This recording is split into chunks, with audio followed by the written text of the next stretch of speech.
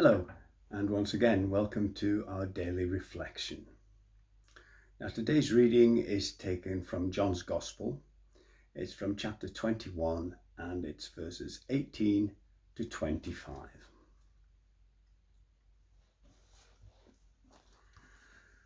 Jesus said to Peter, "I tell you the truth. When you were younger, you dressed yourself and went out where you wanted. But when you are old, you will stretch out your hands, and someone else will dress you and lead you where you do not want to go." Jesus said this to indicate the kind of death by which Peter would glorify God. Then he said to him, "Follow me." Peter turned and saw that the disciple whom Jesus loved was following them. This was the one who had leaned back against Jesus at the supper and had said, "Lord, who's going to betray you?" When Peter saw him, he asked, "Lord, what about him?"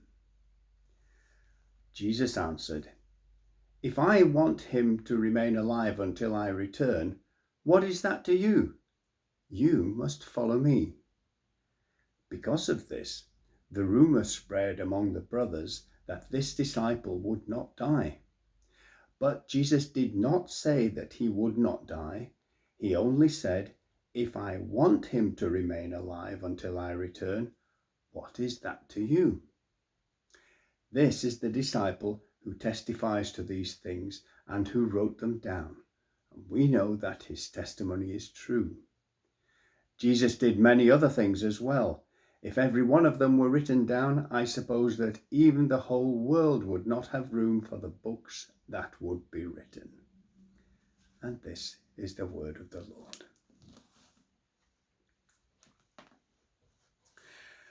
Now, throughout much of his gospel, John and his fellow disciple Peter have played quite similar roles as faithful followers of Jesus.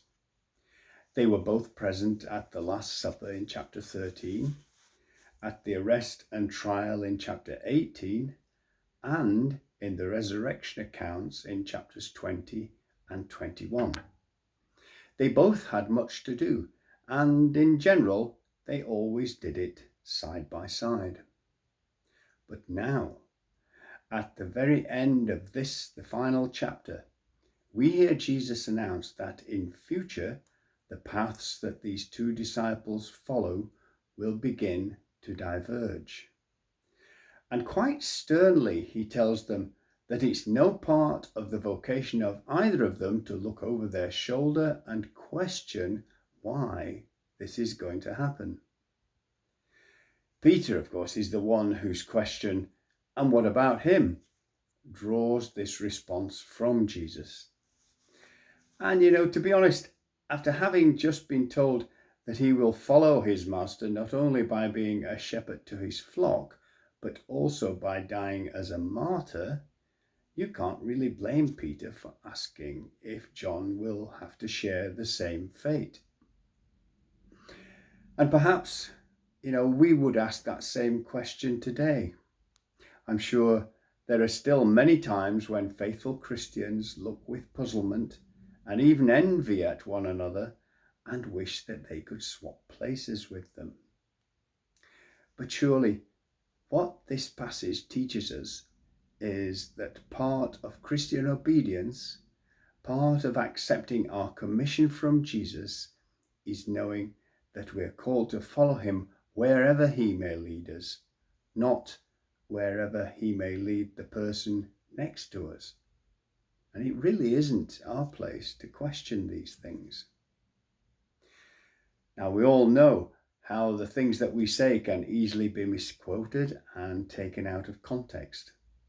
And to some extent, Jesus' reply to Peter's question may well have suffered the same fate in the days of the early church.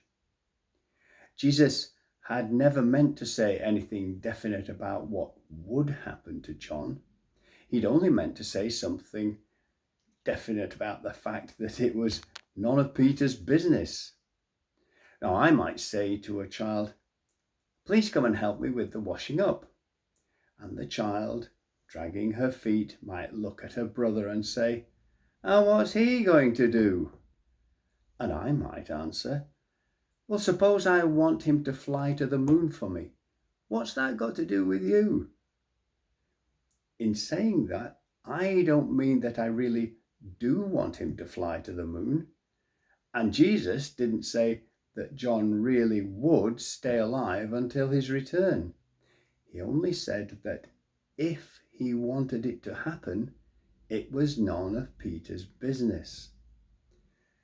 But of course, his words were misunderstood by some, and the rumor began to circulate that John would actually live forever. Now, of course, John knew that this was all nonsense, and as he lived out his final years of his long life in Ephesus, it's likely that he or someone else at his dictation wrote this final chapter and had it added to the book that had already been finished. This new version of his book could then be circulated after John had died to make it clear that his death before the second coming had in no way contradicted what Jesus had really said.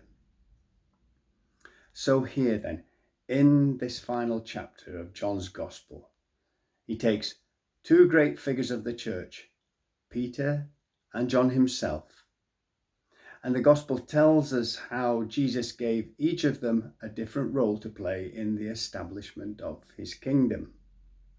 Peter was to shepherd God's sheep and in the end be martyred for it. John was to witness to the story of Jesus by his gospel, live to a great old age, and come to his end in peace.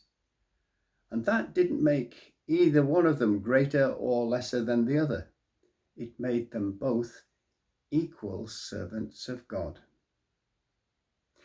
And so, my prayer for today is that when we find ourselves contrasting our godly service to that of our fellow believers, we'll recall this Bible passage and remember that our glory is never to be found by comparing ourselves to others. Our glory is to be found in the service we give to God in whatever capacity He has set for us. So thank you for listening today, and may God bless us all. Amen.